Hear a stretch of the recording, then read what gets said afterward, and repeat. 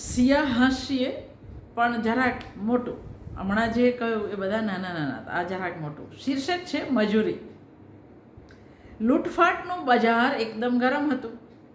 ચારે તરફ ભડકી ઉઠેલી આગ એ ગરમીમાં વધારો કરતી હતી. કેટલી બધી વાર પછી તડ તડ ધાઈ એવા અવાજો આવ્યા. ગોળીબાર ચાલુ થયો.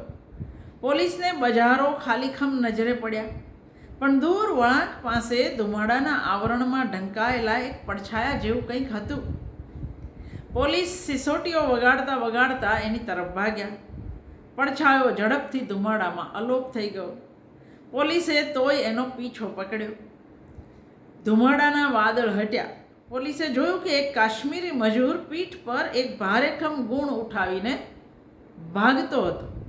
સીટીઓ વગાડી વગાડીને ગળા સુકાઈ ગયા પોલીસના, પણ એ મજૂર ભાગતો જ રહ્યો.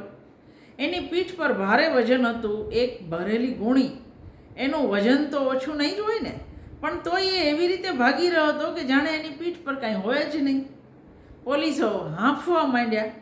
પછી તંગ આવી જઈને એક પોલીસે પિસ્તોલ કાઢીને ગોળી ધરબી દીધી. ગોળી કાશ્મીરી મજૂરની પિંડીમાં વાગી. એની પીઠ પરથી પેલી ગુણી સરી પડી. ગભરાઈને એણે પાછળ જોયું. ધીમે ધીમે એની તરફ આવતા પોલીસોને જોયા. પિંડીમાંથી વહેતા લોહીને પણ જોયું. એક ઝાટકે ગુણી ઉઠાવી પીઠ પર લાદી લંગડાતો એ પાછો ભાગવા માંડ્યો. થાકેલા પોલીસોએ વિચાર્યું, ભાડમાં ગયો સાલો. પણ એ જ ક્ષણે કાશ્મીરી મજૂર ડગમગ્યો, પડી ગયો. ગુણી એના ઉપર જ પડી. થાકેલા હારેલા પોલીસોએ એને પકડી લીધો. પછી ગુણી એની પીઠ પર જ લાદી અને એ થાણા તરફ ચાલવા લાગ્યા. રસ્તામાં કાશ્મીરી મજૂરે વારે વારે કહ્યું, હજૂર, તમે મને કાં પકડો? હું તો ગરીબ માણસ છું. ચોખાની એક ગુણ લીધી છે મેં ઘરમાં ખાવા. તમે ખોટી મને ગોળી મારી. પણ એની વાત સાંભળવામાં આવી નહીં.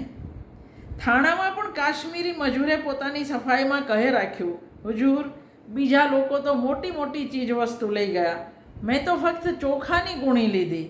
હજૂર, હું બહુ ગરીબ માણસ છું. ચોખાઈ ઘરમાં ખાવા લીધા છે. રોજ ખાલી ભાત જ ખાઈએ છીએ હજૂર. જ્યારે કહીને થાકી ગયો, હારી ગયો, ત્યારે એણે એની મેલી ટોપીથી માથાનો પરસેવો લૂછ્યો. ચોખાની ગુણ તરફ લાલચભરી નજરે જોતા જોતા એણે થાણેદાર સામે હાથ ફેલાયો. ઠીક છે હજૂર, તમે ગુણી તમારી પાસે રાખી લો. મને મારી મજૂરી આપી દો. બસ માત્ર 4 આના. તમે મને અહીં સુધી ઉંચકાવી છે તો એટલું તો આપો.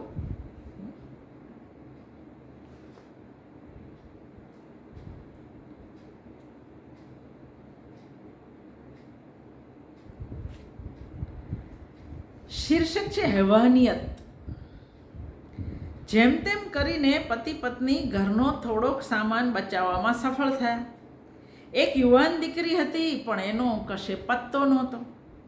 એક સાવ નાની દીકરી હતી જેને માએ છાતીએ વળગાડી હતી. એક ભગરી ભેંસ હતી જેને હુલ્લડખોરો હાંકી ગયા હતા. એક ગાય હતી, એ બચી ગયેલી, પણ એનું વાછરડું ક્યાંય મળતું નહોતું. પતિ પત્ની, નાનકડી છોકરી અને ગાય એક જગ્યાએ છુપાયેલા હતા. કાજળ કાળી રાત હતી. પેલી છોકરીએ બીકના માર્યા રડવાનું શરૂ કર્યું.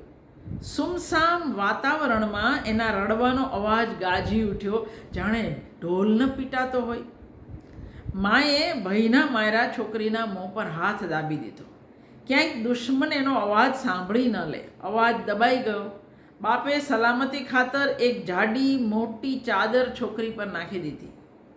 જરાક આગે ગયા તો દૂરથી કોઈ વાછરડાના ભાંભરવાનો અવાજ આવ્યો. અવાજ આવતાની સાથે ગાયના કાન ઊંચા નીચા થવા માંડ્યા. એ ઉઠી અને ગાંડાની જેમ ભાંભરવા માંડી. એને મૂંગી કરવાની બહુ કોશિશ કરી, પણ બધી કોશિશ બેકાર.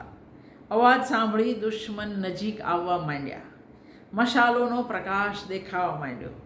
પત્નીએ એકદમ ગુસ્સે થઈ પતિને કહ્યું, તમે આ હેવાનને શા માટે સાથે લઈ આવ્યા? એ માં હતી. એણે પોતાની અને પોતાના પતિની જાત બચાવવા માટે દીકરીના મોંએ અવાજ દઈ દીધો. હવે દીકરી જીવે છે કે નહીં ખબર નથી. એની સામે ગાય વાછરડાના ભાંભરવાનો અવાજ સાંભળીને મૂંગી ન થઈ. તો હવે આ બેમાંથી હેવાન કોણ અને માણસ કોણ? માનવતાના ગુણ ક્યાં? મંટો આપણને ચેલેન્જ કરે છે કે તમે શોધો.